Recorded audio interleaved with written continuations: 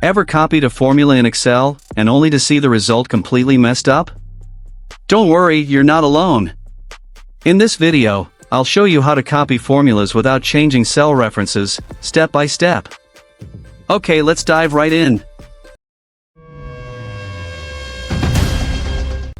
Here I have a simple sales data set. Column A lists the products, column B the quantity, column C the price per unit, and column D calculates the total with this formula, equals B2 asterisk C2.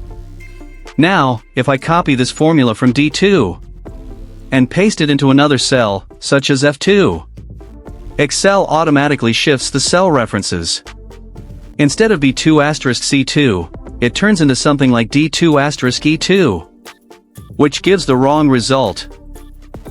One way to fix this is by copying directly from the formula bar. Just select the formula at the top, press Ctrl plus C, and then paste it into any cell by pressing Ctrl plus V. This way, Excel doesn't adjust the references. Another powerful method is to use absolute references. Here's how it works: edit the formula.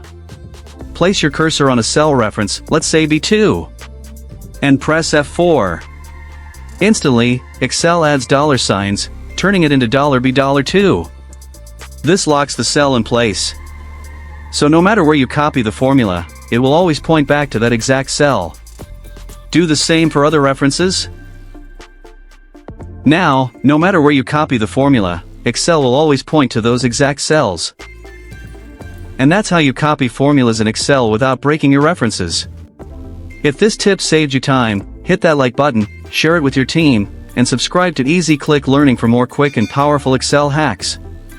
Catch you in the next video.